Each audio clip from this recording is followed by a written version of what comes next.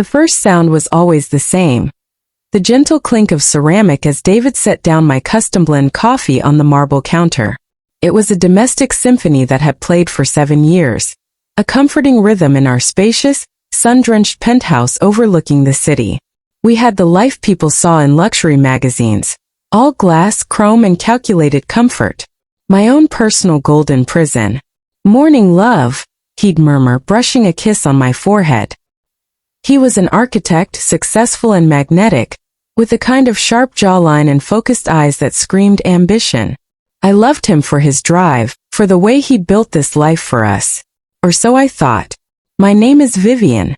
I was the silent partner in this opulent arrangement. I ran a small, specialized consulting firm from home, a niche business I'd built myself, but David's salary dwarfed mine, and I'd unconsciously settled into the role of the curated wife, the perfect hostess, the beautiful fixture in his perfect world. My life was tranquil, perhaps too tranquil, like a deep, still pond that hides monstrous things beneath its surface. The monster had a name, Lila. Lila was my best friend, or at least the woman I had elevated to that status. She was the bright spark to my quiet flame. Where I was reserved, Lila was effusive, a whirlwind of energy and dazzling smiles. We'd met in college and had been inseparable ever since, sharing secrets, dreams, and endless bottles of cheap wine that graduated, eventually, to expensive champagne. She was a photographer struggling just enough to make David look successful in comparison, and just talented enough to be interesting. She was also a fixture in our home. 3 nights a week at least. Movie nights, dinner parties, or just a lazy evening on the balcony sipping martinis, while we complained about our respective work stresses. I trusted Lila implicitly. She was my rock, my sounding board, the one person whose judgment I never questioned when David and I had our minor squabbles. "He's being an idiot, Vivian," she'd say, leaning across my huge granite dining table, her dark hair tumbling over her shoulder. "He's just stressed about the Jensen contract. Don't take it personally." I'd nod, instantly mollified. Her validation was a bomb. I saw them together constantly, but their dynamic was always loud and competitive, like siblings. They argued over politics, teased each other's fashion sense, and always teamed up to make me laugh. It was a comfortable triad, and that was the first crack in the foundation, the deep, unsettling comfort I felt with their closeness. The signs, in retrospect, were blinding, but I was too busy being the dutiful wife to notice. First, the late nights. David started taking more overnight business trips, to Chicago or Dallas. His excuses were always solid. A last-minute pitch, a crucial client dinner. When I questioned him, even gently, he'd turn the tables with a practiced sigh. "Vivian, do you really think I want to be away from you? I'm doing this for us. For the mortgage, for the next vacation. Can you just support me?" The classic guilt trip. And I, the supportive wife, would back down, feeling guilty for doubting him. Then came the shifting passwords. David was meticulous about shared accounts. Suddenly, the password for his work laptop, the one I occasionally used to print documents, had changed. When I asked, he blamed a new company security protocol. The explanation was delivered too quickly, too smoothly. The final insidious whisper came from Lila herself, or rather from her absences. She stopped scheduling our regular Friday night whining gossip sessions. When I called, she'd sound breathless, busy, or stressed. "Just swamped with a huge freelance gig, sweetie. You know how it is.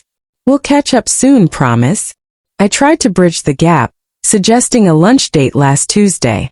Her refusal was instant. "Oh God, I wish, but I have a major shoot downtown, 10 hours, no breaks. Rain check." I felt a pang of loneliness, not suspicion. I missed my friend. It was David who provided the thread I didn't know I needed to pull. 2 weeks ago, he'd left his work phone on the kitchen counter while he rushed out the door for a supposed 7 a.m. flight to Austin. A moment of pure, blinding carelessness. I didn't mean to look, but as I moved to put it away, the screen lit up with a single brightly colored pop-up. It was an alert from a high-end, bespoke lingerie boutique, one I knew well because I tried to drag Lila there once for a special occasion, but she declined, saying it was too expensive and not her style.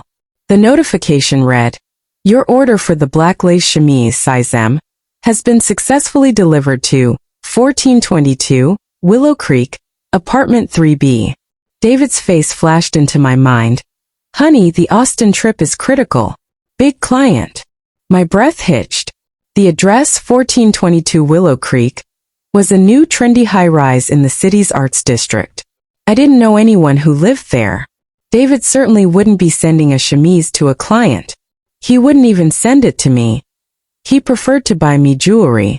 My hands trembled as I carefully picked up the phone. I didn't dare unlock it, afraid of leaving a trace. But the notification was a live link. Against every moral fiber of my being, the wife who trusted her husband, I tapped it. It took me directly to the order history. There was the chemise, a few other ridiculously expensive pieces, and a final simple note left for the shop's delivery driver. Please leave package with the concierge for C. C. It could be David's cousin, Catherine. It could be his colleague, Carol. Or my deepest, most horrifying instinct screamed it could be Lila. I placed the phone down, my heart hammering a chaotic rhythm against my ribs. I felt cold, distant. This wasn't proof of betrayal yet, just a loose thread of expensive black lace. But I knew, with the gut-wrenching certainty of a woman about to lose everything, that the golden walls of my prison were about to crumble. I spent the next 2 weeks functioning on autopilot, playing the role of the cheerful, oblivious wife, while my mind obsessively clicked through every memory. The way Lila's hand lingered a millisecond too long on David's shoulder when she laughed. The knowing glance they shared when I suggested a ridiculous vacation spot. The time Lila called him Davy Boy, a nickname I hadn't even heard before. The comfortable triad was, in reality, a closed circuit of two, and I was merely the appliance they plugged into for power. I needed proof that wasn't circumstantial. I needed the smoking gun before I detonated the entire life we had built.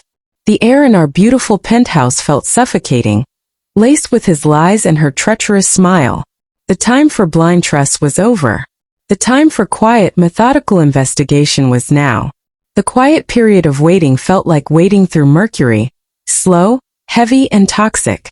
David had been back for 3 days, overflowing with tired charm and tales of grueling Austin negotiations. I played the role of the devoted wife, listening with a fixed, vacant smile while inside. I was systematically dismantling our 7 years together. I had moved past shock and into a state of clinical determination.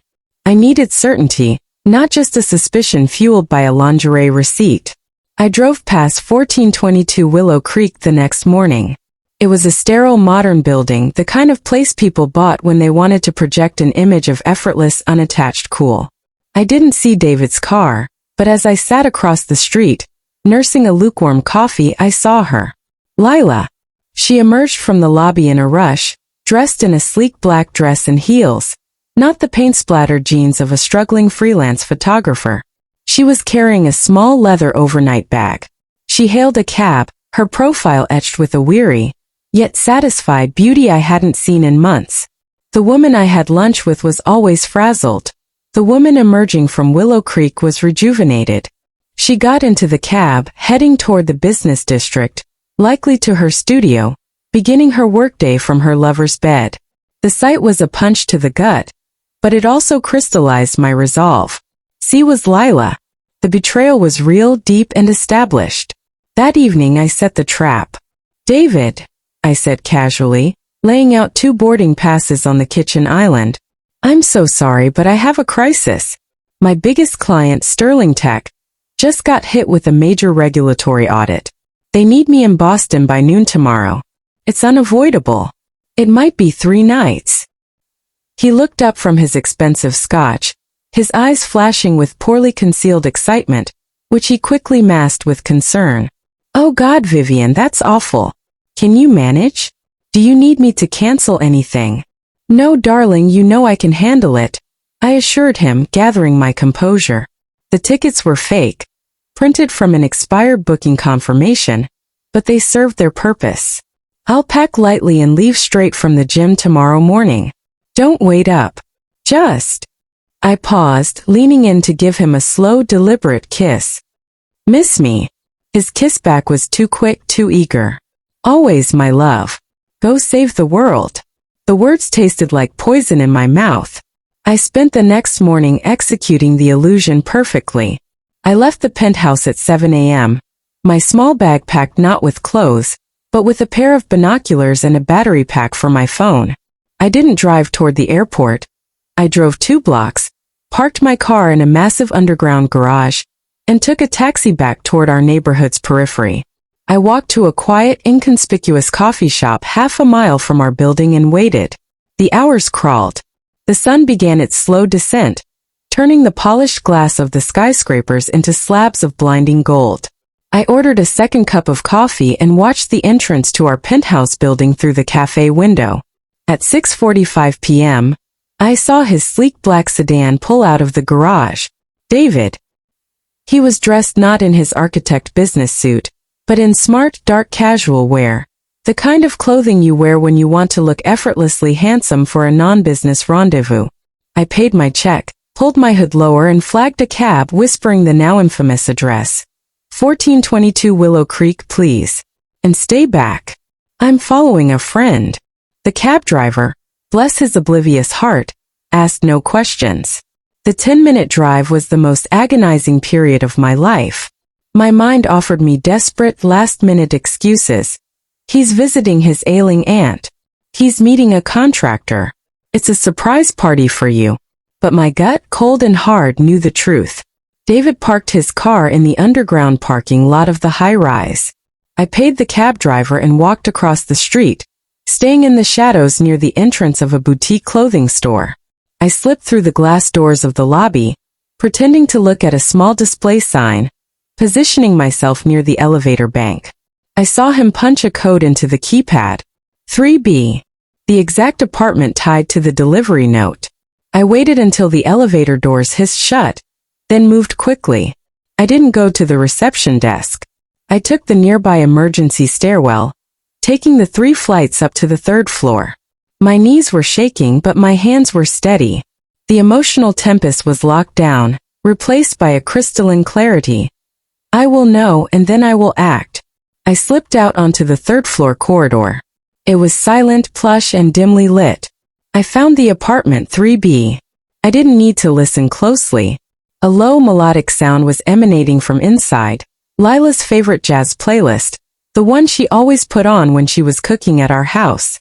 Then came the unmistakable sound of muffled laughter, followed by a deeper, more resonant sound that I recognized as David's private, intimate laugh, the one he rarely used in public. I didn't knock. I didn't call his name. The raw, guttural pain I'd been suppressing for weeks finally detonated. I didn't want to see it. But I needed the visual evidence, the concrete truth that would allow me to walk away without a single doubt, without a single moment of weakness. I reached for the door handle. It was unlocked. A final act of hubris. They felt so safe in their little bubble of sin, they hadn't even secured the door. I pushed the door inward slowly, the heavy sound absorbed by the carpeted floor. The apartment was a minimalist dream, but my focus instantly snapped to the open-plan living room. There they were. They weren't entangled, which somehow made it worse. They were sitting side by side on a cream-colored leather sofa, relaxed and casual, like a couple who had years of history. Lila was leaning against David's shoulder, her hand resting casually on his thigh, while they reviewed photos on a large tablet, likely her portfolio. She was wearing a simple silk robe. David had a bottle of expensive champagne open, and they were sipping from 2 crystal flutes. They looked comfortable, domestic, right? But the truly shattering detail wasn't their closeness. It was what was sitting on the coffee table. Our first anniversary silver-framed picture that David had given me on our first year of marriage, featuring our wedding photo. It was a sentimental piece I thought he treasured. Seeing our wedding picture sitting like a casual prop in their love nest, witnessing their shared, contented domesticity, that was the point where the world tilted on its axis. They both looked up simultaneously, their faces going from soft, contented smiles to masks of sheer, frozen horror. "Vivian. What the?" David started, scrambling to stand, champagne splashing onto the white rug. Lila simply gasped, her face draining of all color. The blood rushed to my head, and I felt a dizzying pressure, not of pain but of pure white-hot consuming rage. "It's app 3B, I whispered, my voice sounding like broken glass, completely foreign to my own ears. "Not Austin, not Dallas. Willow Creek 3B. David stumbled forward. "Vivian, this isn't what you think. The oldest lie in the book." "Stop." I cut him off, my voice gaining strength, stealing over the agony. "It's exactly what I think. It's what I've been dreading for months."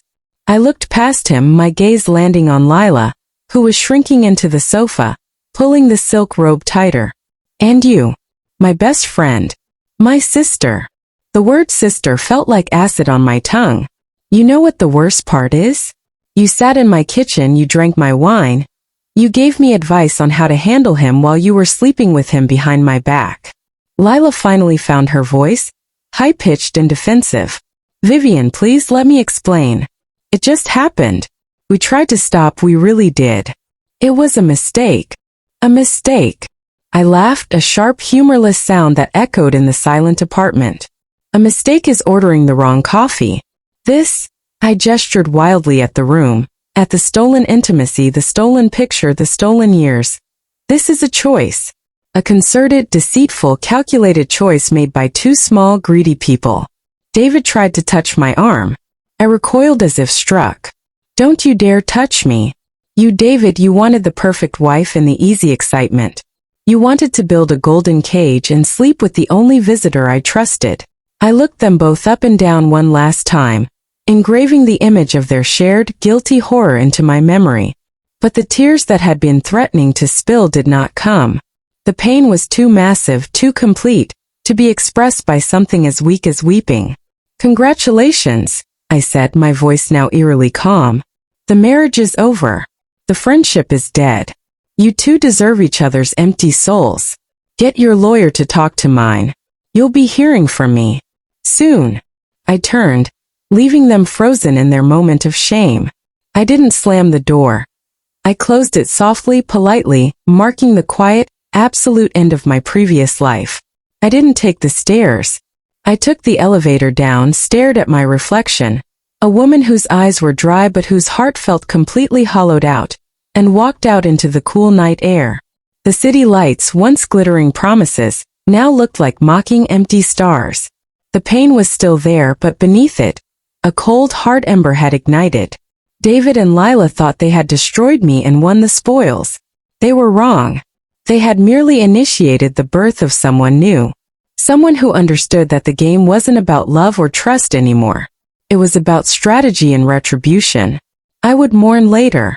Now I needed to plan. I spent the next 48 hours in a haze that was paradoxically sharper than any clarity I'd ever known. I didn't return to the penthouse. I checked into a sterile, impersonal business hotel downtown. The kind of place where nobody knows your name and the anonymity is a shield. My phone was dead. I was completely disconnected, focusing only on the mechanics of survival and the cold, surgical removal of David from my life. I called the sharpest divorce lawyer in the city first thing the next morning. Cordelia Blackwood.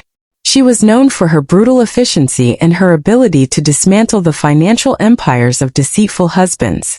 Cordelia didn't waste time on platitudes. "Affair or no affair, Vivian, the priority is securing your assets and ensuring a clean break," she stated, her voice like ice and steel. "David will likely try to paint you as the unstable, emotional wife. We need to be the picture of composed, strategic logic. Do you have any shared accounts? Any hidden assets he might have been funneling?" "Everything is visible, Cordelia," I said, leaning back against the uncomfortable hotel chair. "Our money is tied up in the mortgage and his firm's investments. He controls the majority of the capital, though I have access to my own consultancy accounts." Cordelia sighed. "Then he has the leverage. We'll start with a cease and desist on the communication and a formal demand for an equitable split. Prepare for a fight, Vivian. He'll try to drag this out." The fight was exactly what I didn't have the emotional bandwidth for. The thought of months, maybe a year of legal warfare, battling David and having to face the smirking specter of Lila, made my stomach clench. I wanted out. Immediately, definitively, and with my self-respect intact. It was late on the second day, while I was organizing my old financial files for Cordelia, that the catalyst arrived. It was a small heavy envelope delivered to the hotel's front desk, addressed simply to Vivian B. in an elegant spidery script. No return address, no sender name. The paper felt thick and expensive. Inside, there was a single folded sheet of parchment and a certified bank check. My hand shook as I unfolded the note. It was brief, only 2 sentences, typed out with an old-fashioned ribbon font. The road you must walk is difficult, but your strength is greater than the weakness you now face. This seed is for the garden you deserve to grow. Use it wisely. I reread it 3 times, trying to decipher the cryptic meaning. It sounded like something out of a Victorian novel. Who writes like this? Then my eyes fell to the check.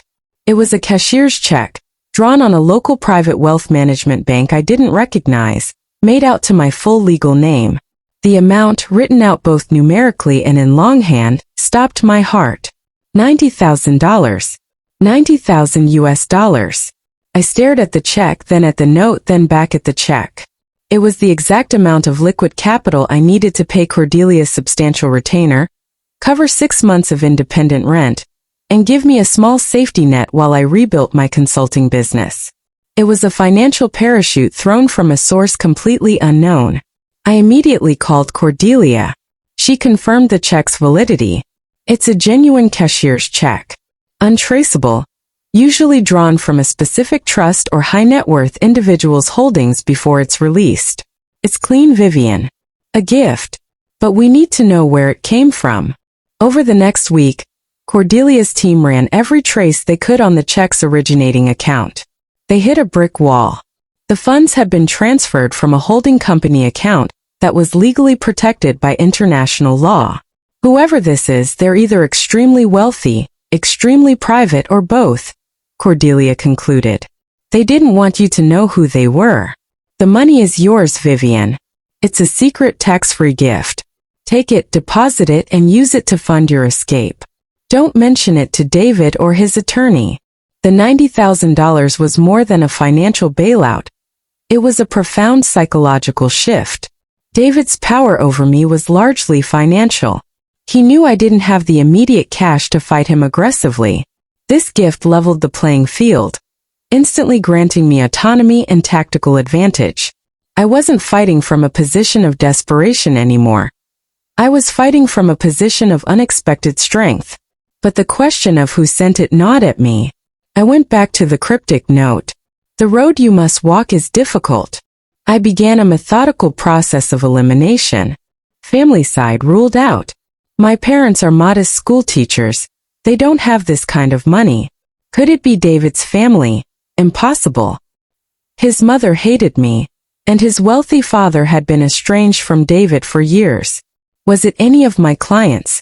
Highly unlikely.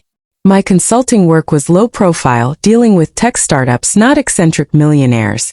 There was only one other possibility, a long shot, but one that resonated with the note's elegant script and its air of old-world wisdom. Alastair Finch. Alastair Finch was a reclusive, elderly, and immensely wealthy former partner at David's architecture firm.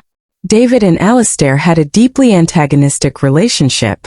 Alastair was the founding visionary. David represented the greedy, soulless commercialization of the firm. Alastair had retired 5 years ago, disappearing completely after a spectacular falling out with David over a corporate takeover. I had only met Alastair a few times at firm functions. He was always kind to me, treating me not as David's accessory, but as an intelligent woman in my own right. He had once made a memorable, almost prophetic comment to me at a Christmas party. "You are too bright, my dear, to be confined by that boy's ambition. Beware of those who mistake compliance for contentment." Could it be him? A wealthy man disappointed by his former partner, seeing a way to help the partner's betrayed wife, and doing so in a quiet, untraceable manner? It fit the tone of the note perfectly. It was a secret act of vicarious retribution against David. I decided not to confirm it, not yet. The mystery was part of the gift's power. It gave me a private, silent benefactor. With the $90,000 securely in a new, separate bank account, The tenor of the divorce changed instantly. I moved out of the hotel and into a chic, short-term rental apartment near Cordelia's office. I didn't pack my bags from the penthouse. I sent a moving company with a court-ordered list. I refused to set foot back in that gilded cage. When David's lawyer, a predictably smarmy man named Martin, finally reached out, Cordelia responded with a devastatingly calm counteroffer. It wasn't an emotional plea. It was a cold, hard financial statement. David was required to cover all outstanding joint debts. The penthouse would be appraised, and I would receive my legally entitled portion, but I would not be dragged into a fire sale. Most critically, I demanded his cooperation and a rapid settlement, backed by the implicit threat that if he stalled, Cordelia would begin a deep-dive investigation into his company's recent, possibly shady dealings, which I knew, thanks to Alistair's old rumors, would terrify David. David, expecting a weeping, destitute wife who would settle for a pittance just to make the pain stop, was stunned. He called me frantic, violating the cease and desist order. "Vivian, where did you get the money for Blackwood? That retainer is enormous. You don't have that capital. Who is funding you?" His panic was sweet. He didn't care about my betrayal. He cared that I had resources he couldn't control. "That, David," I said, my voice ice-cold and steady, "is none of your concern. Consider it karma's down payment. The only thing you need to worry about is signing the papers. Fast." He sputtered and threatened, but I hung up. He didn't have the stomach for a long, dirty legal war against Cordelia Blackwood. The gift had bought me peace, power, and speed. The divorce process that David had expected to last a year dissolved into a 4-month, painful, yet ultimately efficient process. I secured a favorable settlement that included a significant lump sum and the ability to reclaim and rebuild my business identity without interference. David and Lila, meanwhile, had moved in together almost immediately at Willow Creek. They were expecting their affair to transition seamlessly into a happy new life, funded by David's continued success. They saw the end of the divorce as their victory, a messy hurdle overcome. But I knew better. The divorce was merely phase 1. I had my freedom, my emotional detachment, and my $90,000. It was time to heed the mysterious note. "This seed is for the garden you deserve to grow." The $90,000 wasn't just cash for a lawyer. It was a mandate for a new fortune. David and Lila had taken my marriage and my friend. I would take the one thing they valued more than honesty, prosperity. I decided the revenge would not be simple ruin. It would be triumphant success achieved right under their arrogant noses, a success that would mock the paltry sum of their betrayal. The seed was planted. It was time to water it. With the divorce papers signed and my share of the assets secured, I had achieved the necessary distance. But distance wasn't enough. David and Lila were celebrating their new beginning in Willow Creek, convinced they had weathered the storm. They thought I was mourning defeated, perhaps struggling to rebuild my tiny consulting practice. They had no idea they were simply the prologue to my main act. My grief didn't vanish, but I learned to compartmentalize it. The rage became a quiet, constant hum. Not a destructive force, but an immense, focused energy source. The $90,000 wasn't just savings. It was strategic capital. The cryptic note from my unseen benefactor had changed my perspective entirely. I stopped thinking like a victim and started thinking like an investor. My consulting business, while specialized, was small. I optimized digital workflows for boutique creative agencies. It was stable but capped. I needed a field where rapid, exponential growth was possible, a field that could scale the $90,000 into a fortune.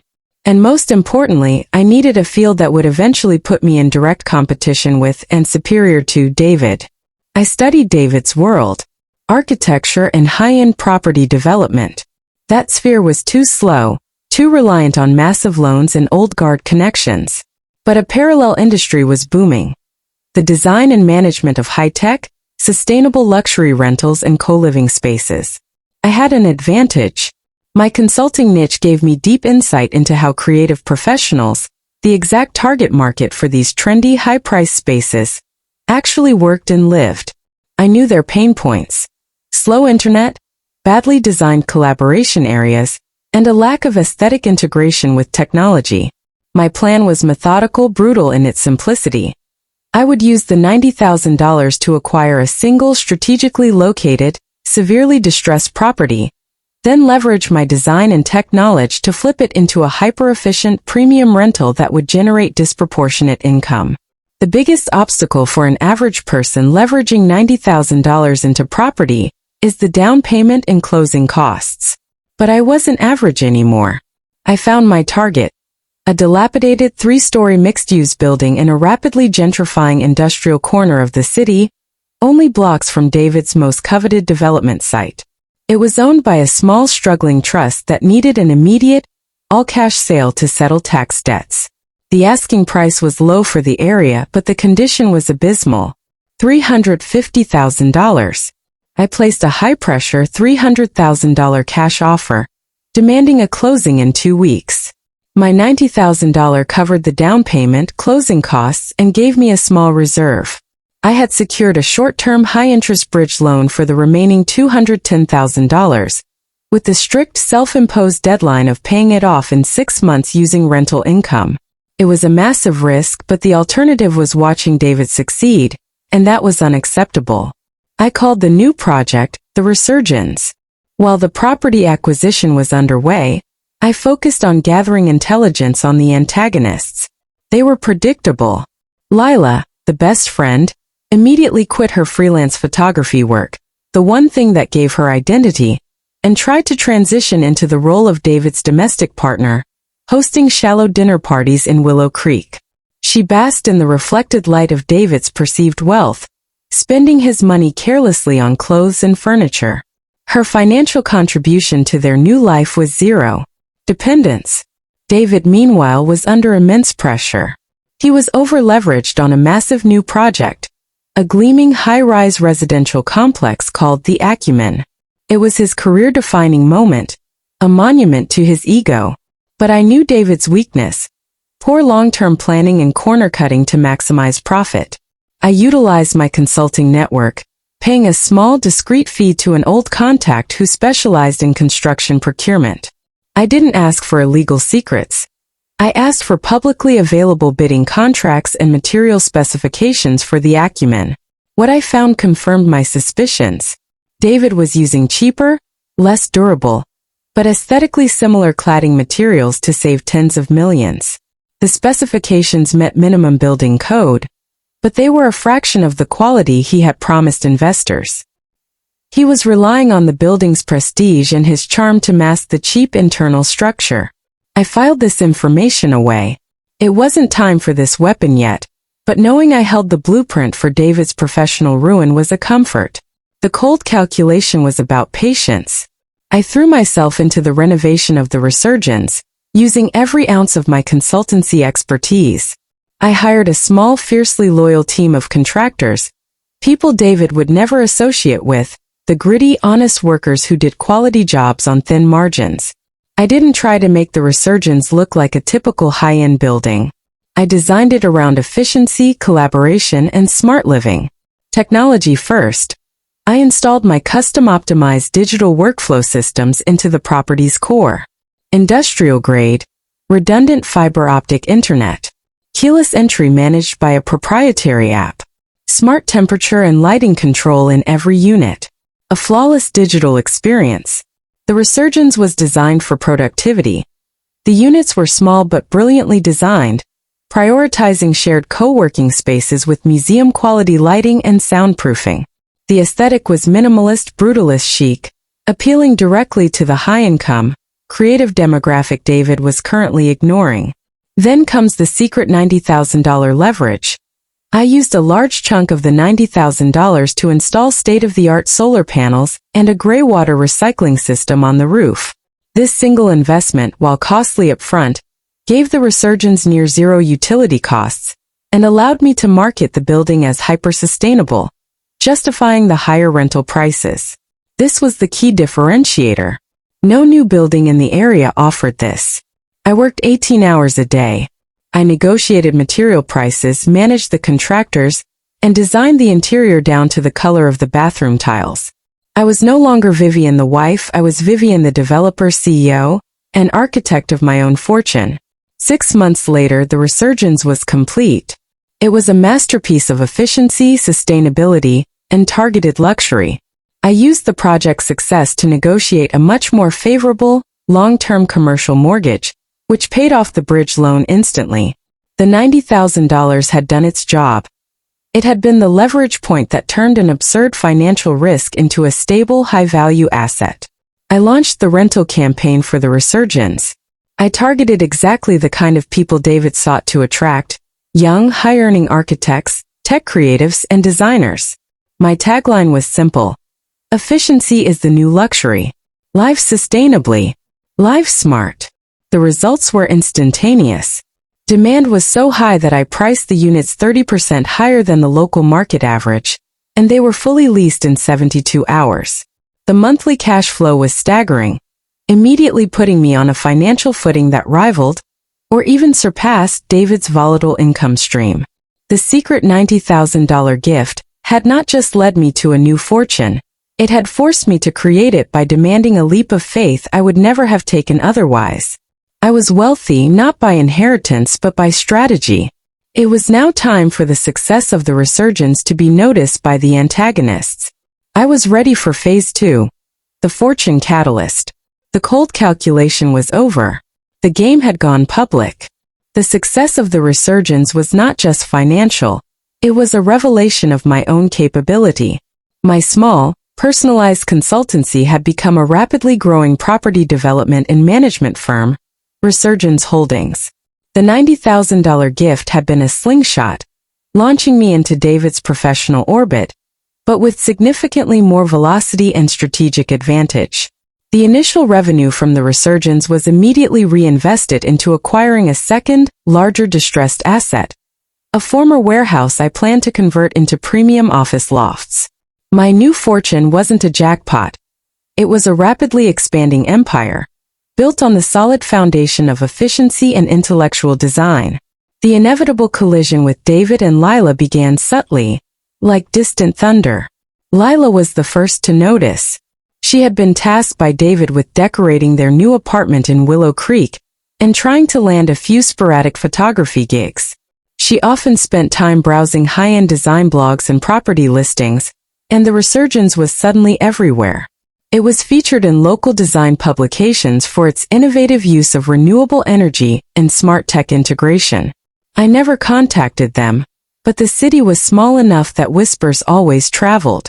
David's peers started mentioning the Resurgence to him, usually with a tone of grudging respect. "Have you seen what your ex Vivian is doing with that old warehouse district site? Phenomenal rental yield. She's tapped into the tech demographic you missed, Dave." David's reaction was pure, arrogant dismissal. "Vivian? Oh, she's running some cute little consulting thing. Probably got lucky with a single investor. She doesn't have the stomach for real development. She'll crash and burn." But the crash never came. It was their life that was starting to show the cracks. Lila, dependent on David's credit cards and increasingly frustrated by his long hours and high-stakes stress, began to resent the fact that her best friend, the woman she had humiliated, was now professionally lauded and undeniably solvent. One afternoon, a mutual acquaintance, Martha, called me. "Vivian, I ran into Lila at the gallery opening. She asked about you. Specifically, she asked if you were dating anyone wealthy. She seemed confused about your current financial status." "Tell her I'm dating my spreadsheets, Martha," I replied, a small cold smile forming on my face. "And tell her they are infinitely more reliable than David." The envy started to manifest in passive-aggressive slights. David and Lila began to turn up at the same charity events I attended, events I now attended not as David's wife, but as the principal of Resurgence Holdings. The first direct, visceral encounter happened at a major industry gala, the City Builders Ball. I walked in wearing a deep emerald gown, not to impress David, but to solidify my new identity. I was accompanied by my new CFO, a sharp, older woman I had poached from a rival firm. I radiated calm, focused success. David and Lila spotted me instantly. They were at a table near the back, looking slightly frayed. David had that forced, loud laugh he used when he felt inadequate. Lila was wearing a dress that looked expensive but dated. They marched over. Not smoothly, but with the clumsy, confrontational gait of people who feel they have been wronged by someone else's success. "Vivian," David said, forcing a charming smile that didn't reach his eyes. "Didn't expect to see you here. How's the consulting?"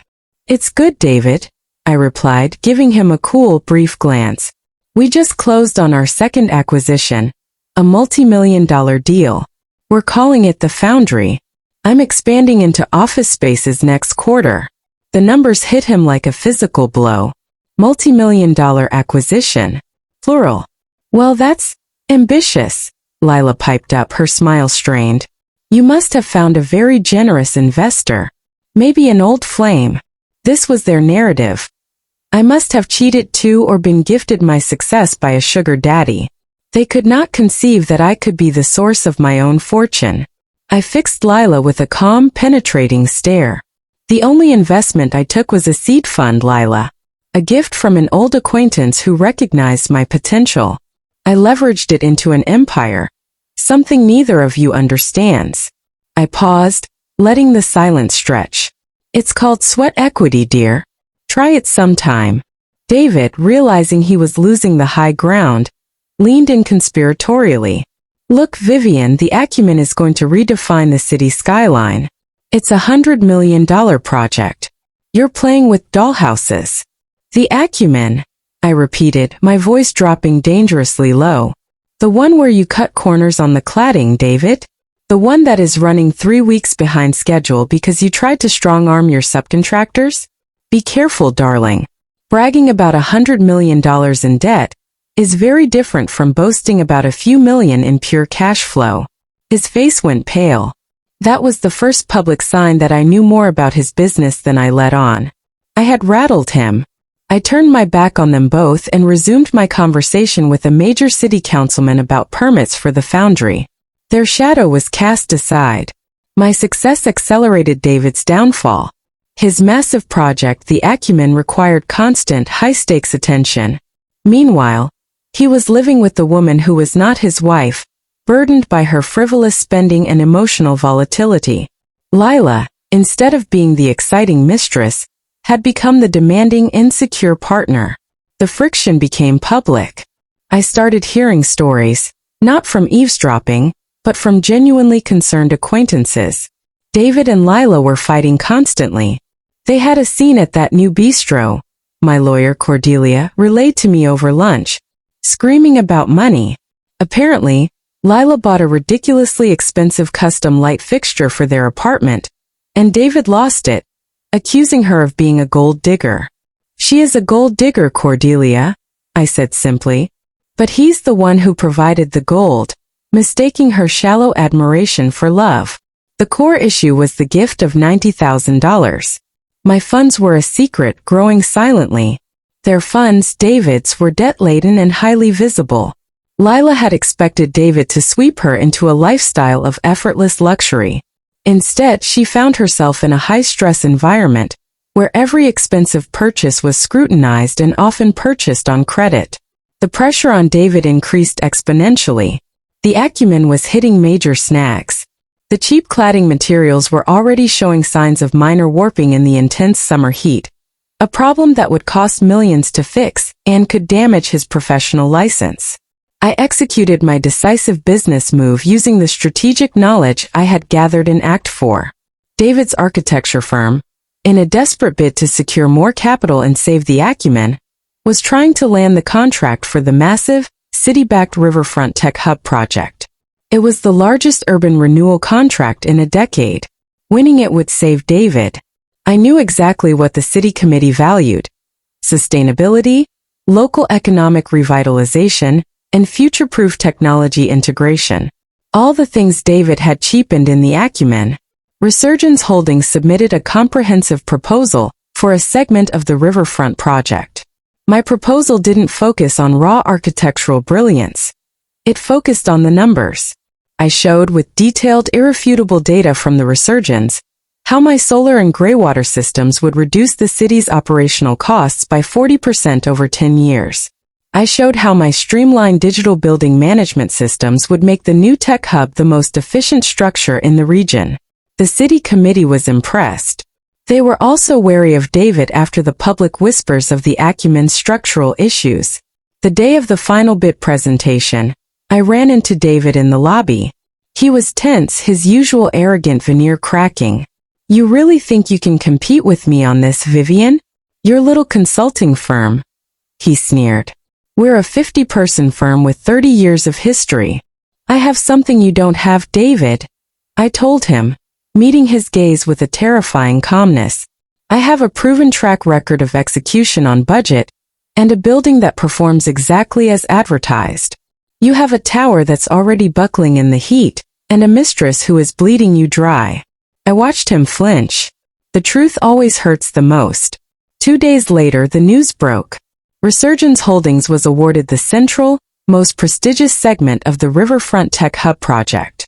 It was a monumental victory that instantly vaulted my company into the A-list of city developers. My $90,000 seed had yielded a professional fortune worth hundreds of millions in projected contracts. David lost the bid entirely. His firm was crushed, publicly humiliated by the city's choice of the new innovative player. The failure sent shockwaves through the city's investment community. Investors in the Acumen panicked, sensing the firm's instability. The slow burn revenge was moving toward a rapid financial bonfire. David and Lila were not just defeated, they were overshadowed. I was the star developer, the local hero of sustainable growth, and David was the cautionary tale. The fortune catalyst had done its job. It had secured my triumph and set the stage for their irreversible descent. The final reckoning was at hand. The news of Resurgence Holdings winning the Riverfront Tech Hub contract was the final domino. It wasn't just a professional victory. It was a public deviation of my absolute superiority. While I was celebrating the contract signing, David's world was collapsing under the weight of his own hubris. The institutional investors who had backed the Acumen became nervous. The whispers about the cheap materials and the severe project delays turned into a roar. When David's main construction loan was suddenly recalled due to the significant downturn in company stability and leadership credibility, a direct consequence of losing the city contract to me, the house of cards fell. David's firm, the sprawling architectural empire he had so proudly built, was forced into emergency liquidation. He was ruined, professionally, reputationally, and financially. He didn't just lose his business. He lost his license to practice high-level architecture in the city, pending a full investigation into the corner cutting at the Acumen. His monumental, ego-driven tower became a symbol of failure, frozen mid-construction, draped in yellow caution tape. I received a tearful, slurred message from David late one Saturday night. He was drunk, distraught, and clearly at his lowest point. He demanded to see me, not to beg forgiveness, but to understand how I had done it. I agreed to meet him, not out of compassion, but because I needed to look into his eyes one last time and close the book myself. I chose a neutral public location, a high-end, quiet bar on the 50th floor of a skyscraper, a beautiful view of the city he could no longer afford to build in. He arrived looking defeated. His expensive suit was wrinkled, his hair disheveled, and his magnetic charm was extinguished. "Vivian," he rasped, sinking into the leather booth. "I don't understand. How? That consulting money, you had no capital. You barely had a business. How did you buy the Resurgence site? Who gave you the seed money for all this?" I took a slow sip of my expensive Pinot Noir, meeting his gaze evenly. "You want the blueprint to my success, David? You want to know where the $90,000 came from?" He leaned forward, his eyes wide with desperate hope. "Yes. Was it a client? Your father? Tell me. Maybe I can get a loan from them." "It was a gift," I said simply. "A payment for seeing my true worth. Someone you knew. Someone who recognized your intrinsic greed and my hidden potential. Someone who knew that the moment you betrayed me, I wouldn't just crumble. I would conquer." I decided to give him a taste of the truth. The giver was Alastair Finch. David recoiled as if struck. Alastair? That old snake. He hated me. He couldn't stand that I took the firm mainstream. But 90,000? Why 90,000?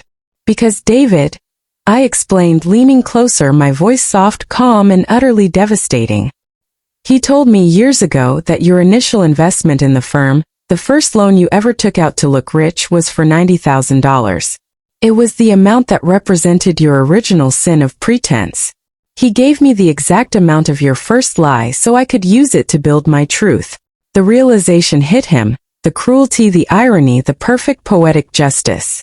The source of my freedom was his greatest professional enemy, and the amount was a mockery of his foundation. You knew, he whispered, shaking his head. You knew about the acumen, the cladding, the delays. You watched me fail. I didn't watch you fail, David. I corrected, my voice hard. I planned my success.